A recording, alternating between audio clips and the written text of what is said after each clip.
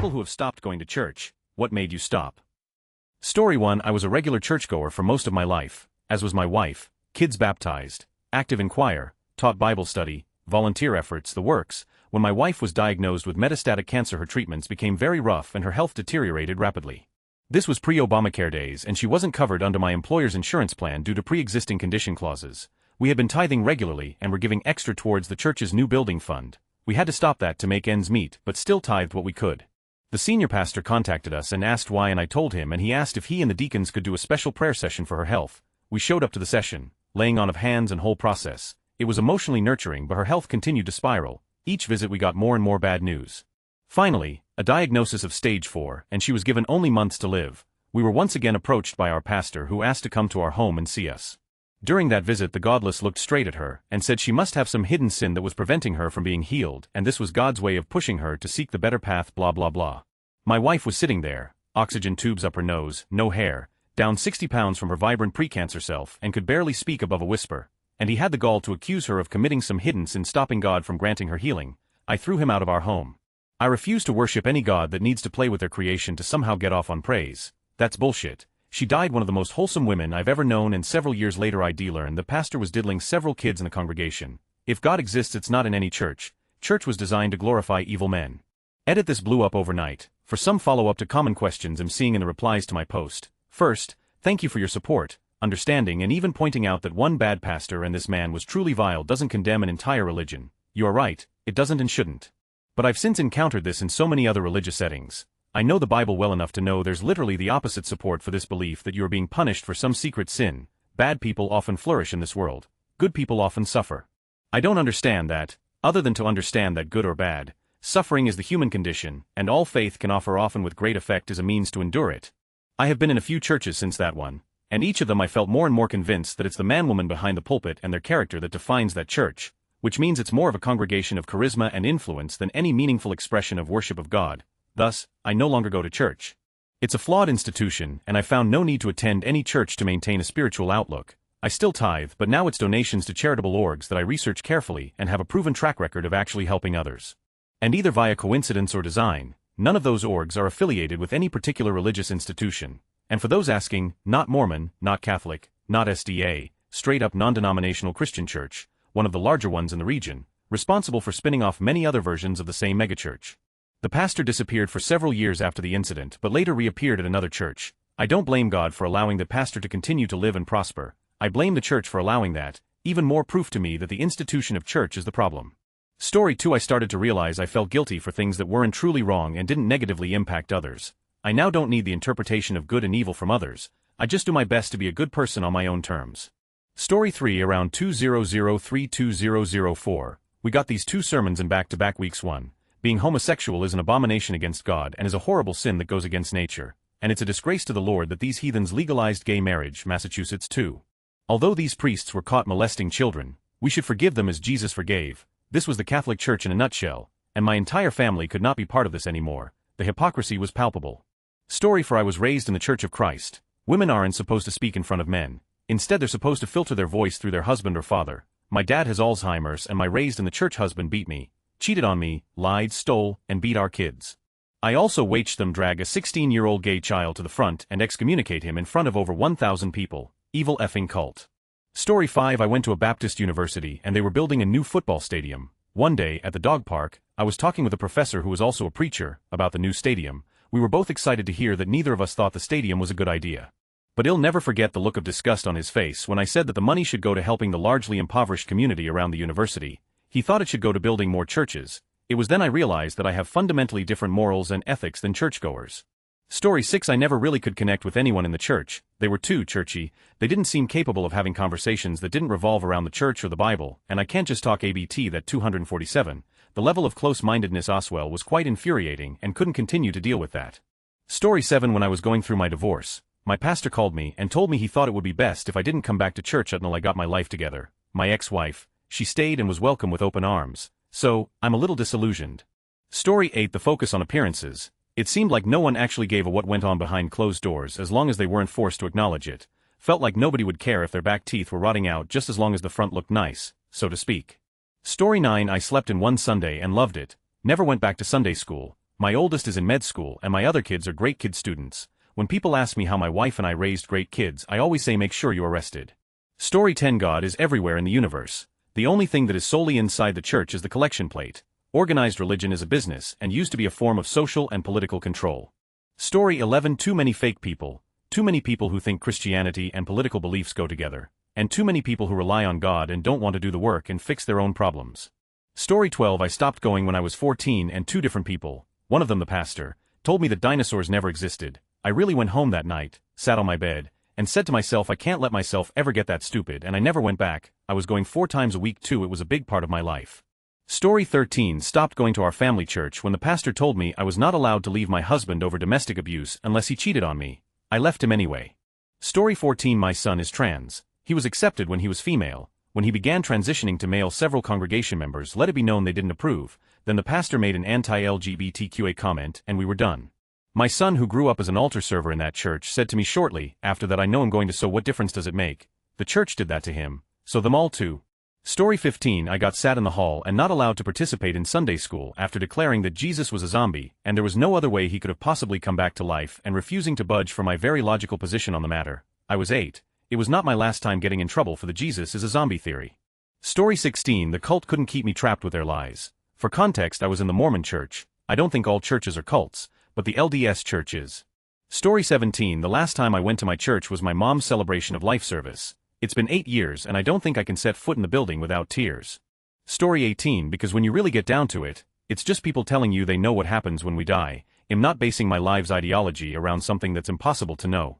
Story 19. After my separation and divorce, not one person from my church called me to ask how I was doing. I grew up in that church and went as an adult after moving back to my hometown. There are other reasons, but this one still hurts 3 years later. You'll never go back to a Baptist church. I may not go back to church at all. I still pray every day. Story 20. I realized they all worship a mythology no different from stories about Greek and Roman gods. And I started looking around me and noticed all these supposedly good people were actually pretty mean, racist, homophobic, just about as far away from the actual teachings of Christ as can be. If Jesus took a look at what his followers have become, he'd just sit and cry. I've only ever met maybe 1 or 2 actually good Christians who live like Christ said we should. The rest of them are just pretending. Story 21. Look at the Not a Drag Queen subreddit. 80 to 85 of the pedophiles caught there are religion affiliated. The remainder are usually Republican politicians. Story 22. Being literally told, you're not a Christian because I didn't believe exactly like them, and the person telling me this also was an abusive, violent alcoholic who grabbed me around my throat and gave me sciatica because I had to carry her to her bedroom when she was passed out drunk. I'm a follower of Christ. I'm not a fan of other Christians. I was also told by another Christian I was in the wrong for buying a homeless man with no feet socks for his uncovered stumps while it was below freezing outside. Then I had another send me a video from a very popular Christian page that was showing a monkey leashed to a wall being repeatedly attacked by a snake. Somehow they didn't see that as evil, and it was like, when Satan tries to get you but you resist. The absolute dissonance of watching an animal be tortured while claiming to be a follower of Jesus is baffling. But common, very, very common amongst Christians, and I'm not going to sit in a building and have a middleman between me and God. I align with the Quaker denomination the most, but I view no version of the church as pure. They are all rotten and corrupt. Story 23. Grew up in the church. One day the pastor tried to tell me that if I don't bring my friends to church they will go to, and it would be my fault. That didn't seem logical to me, so I started asking questions. The answers were bullshit, so I stopped going.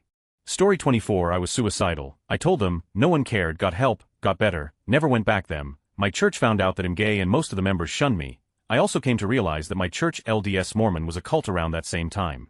Story 25. Early on in my time in Iraq, I was a gunner on a Humvee. Some Iraqi kid 8 to 10 threw a rock at me, the truck. I was pulling on the trigger before my brain realized rock. Not danger. I didn't kill anyone, but it really with me. I was a devout Catholic at the time. I went to next confession to get help.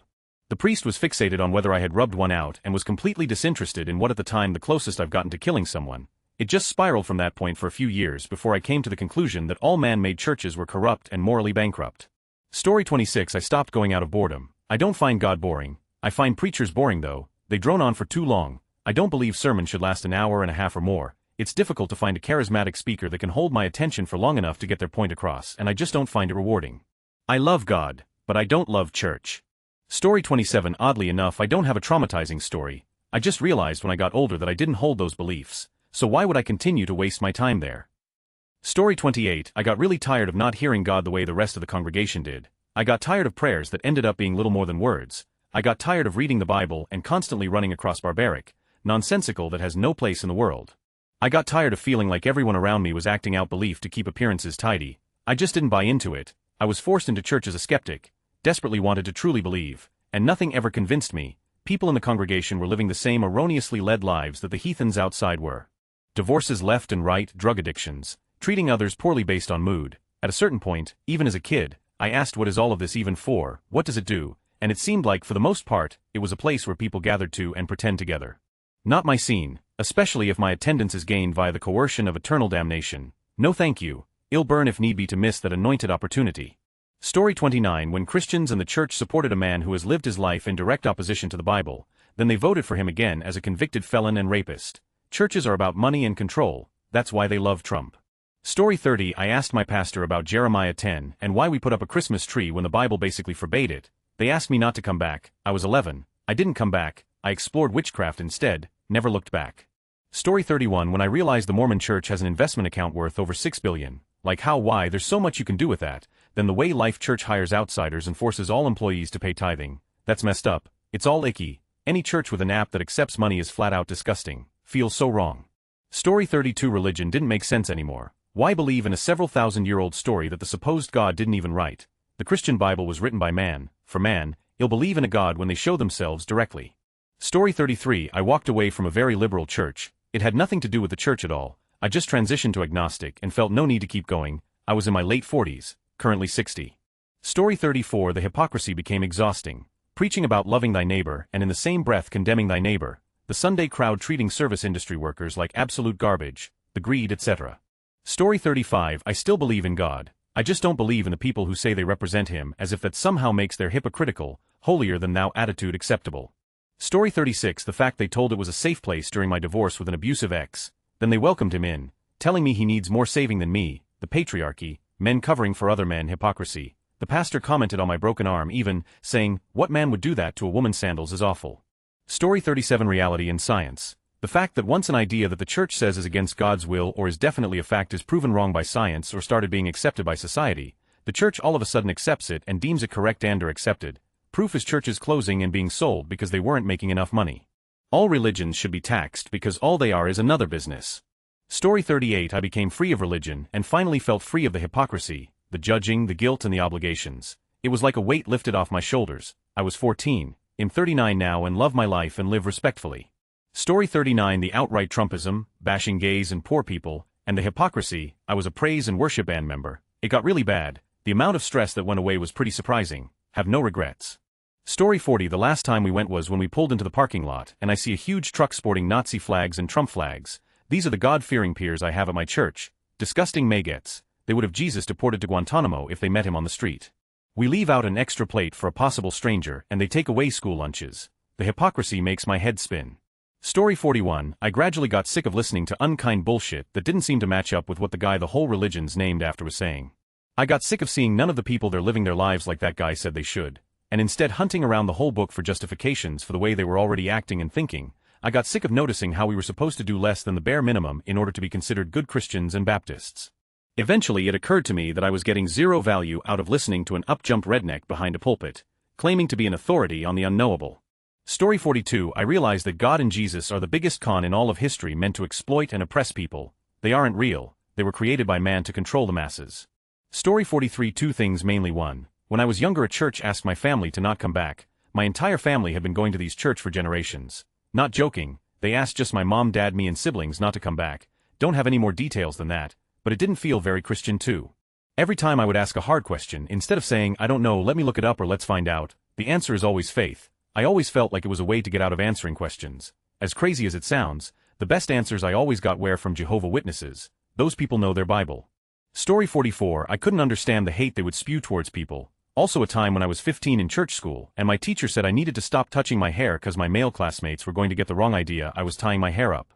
Story 45. Churches should be teaching people about freedom in relationship with our Creator, but they make people slaves to their twisted view of what is written in the Bible.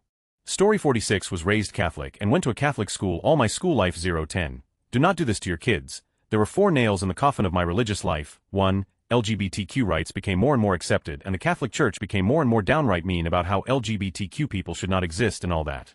It just didn't sit right with me, especially since I have LGBTQ family members. Later found that I too was LGBTQ, so, yeah, first nail too, my then fiancée and I wanted to get married. The issue was that my aunt was dying of stage 4 throat cancer and the groomsman was set to be deployed to the literal opposite side of the globe in just 7 months. We needed to have the wedding soon, went to the priest and the priest was like 9 months of marriage counseling, not a minute earlier. We explained the situation and he refused to budge. He then said that if I were to go ahead and get married by someone else anyways, then I would be banned from all sacraments until the marriage counseling was completed. Second nail, we got married by someone else and I never went back to church. 3. Trump and how all the religious people I knew latched onto him like he was Christ come again.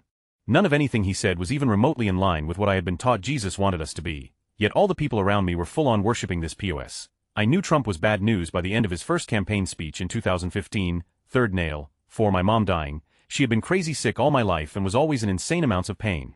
I prayed to God every week asking him to heal her as she had done more than enough to deserve that, not that she should have had to do anything. Then she died instead. There is no way a loving deity would do that to her. Don't give me that God works in mysterious ways BS. She suffered for 20-ish years and was incredibly devout the entire freaking time. What did that get her, Jack? Fourth nail, now I'm full-on atheist. If there is a God, they have stopped caring about us millennia ago, and it is time we stop letting a book written 2,000 years ago from the world's worst game of telephone and edited by countless people with dubious intentions since rule our lives. Edit. Oh yeah. Fifth nail was when all the priest pedos were found and how the Catholic Church protected them instead of firing and excommunicating them. Story 47. It all sounds like bad fantasy science fiction. Much of it was also provably stolen from earlier traditions, so it isn't even really original. I wish more folks would wake up to how obvious it is that religions only exist to keep people complacent and distracted. Story 48. I turned 9 and realized it was a load of made-up. I'm Jewish, so not church, but still, it was the racism, the absolute ethnic supremacy that has been seeping into the Jewish community the last 20 years. People don't talk about it, but it is there, and it is so much worse than you can imagine. People openly using slurs to non-Jewish people's faces. Open talk of our people's supremacy to the rest of the world. I swear if you closed your eyes you'd think it was a Nazi rally. This also wasn't just in one city. It was in every one. I lived in New York, Houston, San Fran, New Orleans, Boston, Chicago and St. Louis. Story 49. The bigotry. Every church on every town in multiple different states was filled with bigots, and the congregation as a whole was dead convinced that they and only they had it right. They were the only special ones. Ignoring that their own doctrine changed regularly and therefore, either they were wrong now, our grandma was in with every single human who ever died before a couple years ago. Magical thinking idiots. They literally said openly that all gay people should be sent to CA so they could eventually die off. Also, it was a predominantly black non-denominational church agape and they were Trump supporters, which was bizarre. That was my last time going to church ever. This was in 2014, somewhere near a military base in Europe. Story 50. I was enjoying my Catholic youth group well enough until the young earth creationists showed up. Condescending and stupid is a rough combination. They also dictated we had to protest abortion clinics. When I voiced my concerns about these new adults to trusted leaders, I was told I had to listen to these jackasses. I stopped going, and religion kind of unwound for me from there. Story 51. Watching how PPL in the pews reacted to BLM, COVID, blatant support for Trump and the revelation of residential schools and the involvement of the church. This plus the revelations out of the PA diocese and our diocese in a similar way right before the COVID era just finished my attendance in a congregation. There was no a few bad apples types of explanations which could cover that this time. Rotten fruit. I still have faith, just not within an organized setting. Story 52. It kind of ruins the weekend. I can't make too much noise before 9 because our neighbors hear everything and people should get to sleep in on Sunday. Having church at 10:30 just kind of breaks up the day really awkwardly because the morning is too short to do much and after church so much of the day is gone. If church were at 9 a.m. I would probably go once a month or so. Story 53. Mom, you don't want me to open this can of worms. Don't ask me why I resent religion. Continues to ask, for context in black, aside from the endless list of bullshit I could ramble off. Frankly, I find insulting to be expected to follow the God of the people who enslaved our people, and the older I get, the deeper my resentment becomes. Story 54. Seeing all the terrible things organized religion has done over the years to folks who don't believe, or live a different lifestyle than what is prescribed in the church, having so many stipulations on what makes you a good person or not, being told if I didn't go to church every Sunday God might smite me. I don't need a religion to forgive me of my sins. I know I'm a good person because I treat people with the same respect I would hope to get in return. I help people in need when I can, not because a religion told me it's the right thing to do, but because it just is the right thing to do. And lastly, science. Story 55. When I realized I'm more comfortable living with unanswered life questions and admitting that no one really has the answers, instead of settling for made-up answers that made no sense and that were also at the expense of so many people. Also, I became increasingly uncomfortable with being required to 1. View every non-Christian as less than an evil. That just never sat well with me. I was always meeting amazing non-religious people, and I couldn't bring myself to thinking such awful thoughts about them all the time too. Be a disingenuous salesman of sorts where I befriend people, but in the back of my mind I know I just want to sneak in chats about Christianity and eventually convert them. Story 56. I realized it was all fake. I can't serve a God that sits by and watch babies' kids be tortured and lived by their own parents. No thanks, that's a sick and twisted entity. Story 57. Came to the realization that Lucifer was cast out of heaven for believing he could be equal to God. A sin. That means heaven cannot be perfect since Lucifer was even able to sin there, which means original sin happened in heaven and not earth, which means God created sin, and the Bible is a lie for saying that Adam and Eve originally sinned when they ate the fruit. Story 58. The realization that there's no evidence supporting the claim that any of the primary events or protagonists referenced in the Bible are real. None. Moses, Abraham, Adam, Eve, Jesus, Noah, the Exodus, the Ark, etc., are as fictional as Bilbo Baggins or Harry Potter, and 10 to 15 minutes of research will reveal that. Story 59. In my 20s I had this weird epiphany. Hold up, why did God harden Pharaoh's heart? Was he just chomping at the bit to murder babies and extend the suffering of the Jews? Is that a particularly nice thing to do? Story 60. Different reason than most here. I just am tired of going to church. Was forced to go every Sunday for Sunday school, adult service, and a decent chunk of coffee hours until I left home. My parents' pastor and my pastor make me hopeful, but the being at church at 9:30 a.m. on one of my few days off and being the only person of our age group there, everyone else is either 20 years older or younger, there's no real community feeling for me. If I need good news, I'll watch a service from either church on YouTube after the fact. Story 61. I was never really a big believer in organized religion. A God, sure, but organized religion is just a hive of gaslighting and guilt tripping. When my mom stopped dragging us to it so she could show us off like a new handbag, I realized that her faith was all for show and I was just going through the motions because I had no other choice in the matter. I haven't been since I was 18 and I don't miss it. I'm 31 now. Story 62. Growing up my life was consumed by church, not by my own choice. I had absolutely no life out of going to school, going to church. My parents made sure of it, spending so much time learning about God, the Bible. Once I got old enough to think for myself, I realized that no one in my church was living by the very values I learned from them. I tried to ask questions and point this out, but I was shut down and treated horribly for it. But I was under 18 and still not allowed to leave. They were racists, misogynists. They turned a blind eye to abuse, and shunned those who struggled from mental and financial crises, unless they were deemed good people. And the things they shamed people for were superficial, trivial, and were mostly personal choices that affected literally no one else around them. I came to the realization that I strongly disliked everyone in the church. Many non-Christians I knew were living by the values I was taught organically, without need of the constant threats and fear-mongering. And the people purporting the threats, fear-mongering, were the very people that I thought would likely go to for their actions, based on actual Christian values. It took a long time for me to be able to leave because my parents did not support it, so I had to work hard, become completely independent from them to escape. I would much rather live the values I believe in organically than participate in an organization that uses thinly veiled religious speech to justify their own hate, political violence, and sometimes literal violence towards others. I believe that much of modern-day Christianity is not actually Christian. Jesus would not claim them. It's just a hollowed-out word now. Most of those people live their lives violating Commandment 2, don't take the Lord's name in vain, by claiming Christianity, while living their lives they live and doing the things that they do. Meanwhile, they beat their kids to bruises for saying the word, because of the hate, the hypocrisy. Cherry-picking lines from the Bible, either follow all of it, or quit whining about who's breaking the rules. Something, he who lives in a glass house should not throw stones. Story 63. Actually reading the Holy Bible and seeing all the nonsense in it. I was never one who was forced to attend church, even as a kid. I've been to several churches over the years and I learned they all cherry-pick what they believe and rarely do any of them actually practice what is in the New Testament, but will browbeat people with the Old. Story 64. Actually, I've recently returned to my local community church, boring but good ELCA Lutherans. They are mostly moderates, not political types, even slightly progressive in some areas, or I wouldn't have gone back. I'm glad I have been attending again. It has been good for me. I did stop for several years, didn't attend anywhere or very rarely, but returned to my home area and decided to check it out. A really great female minister, friendly, decent people, welcoming. Not everyone has stopped going to church, but I understand attendance is down in our society. It is still there, and I was welcomed back with open arms. Story 65. Born, raised Mormon, I was fully in, but was always uncomfortable. I internalized that it was just I was too sinful, needed to learn more, needed to serve more, etc. I did this until I was in my early 40s. One day I came across a quote: "There are many versions, slight variation you will awaken when you stop agreeing to things that offend your soul." It all crumbled in an instant and I was free. Story 66. The day I moved out of my parents' house, I was already secretly atheist, and they couldn't make me attend church anymore. I realized the God of the Bible is a psychopath while reading the Bible at church. Soon after that, I realized he's just a character in a book of fiction. Hey race, a great list of just how horrible the Bible actually is: torture, human sacrifice, polygamy, lack of women's rights, cannibalism, rape. These are actual Bible verses in context. And the Christian God is fine with all this horror, even encourages it and participates in it.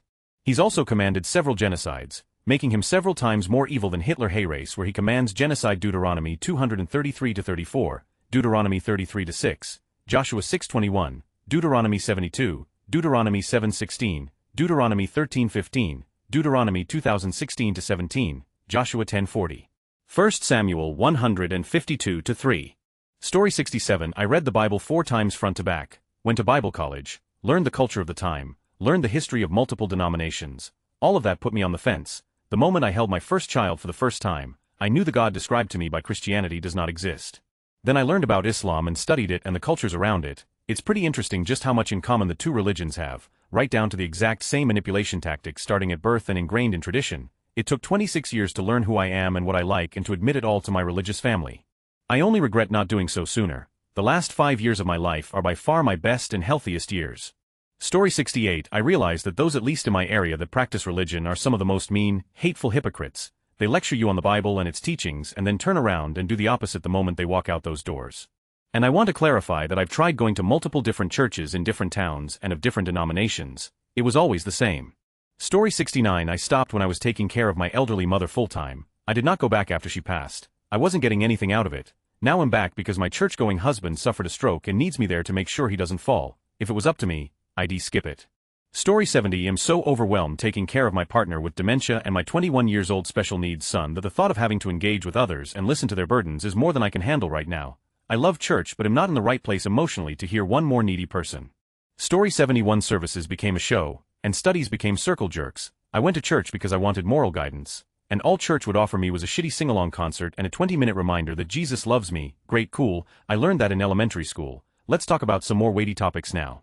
Story 72. Long story. My wife and I slowly started drifting away back when gay marriage was being legalized across the country in the US. Our Catholic Church was adamantly against it and passed petitions around to try and prevent a local referendum from moving through the legislature. If you couldn't tell, we support gay marriage. That made us angry and was when we started to split. The nail in the coffin for me was during my sophomore year of college at my university's Catholic Newman Center. I had found a great community of friends and support there, and was involved in the guys' Bible study group. Toward the end of the year, a leader of the Bible study wanted to talk to me. I had voiced that I didn't have interest in leading the Bible study. I didn't want to take a leadership role, so he sat me down in an office, one-on-one, closed the door and verbally berated me to the tune of "Your mom wasn't hard enough on you, you haven't gotten your kicked enough." To this I had no response, got up from that meeting and only returned to the building when the head priest wanted to talk to me about the incident. Haven't returned to the church or Catholicism since. Way too much shame and guilt and negativity for me, better in the rear view.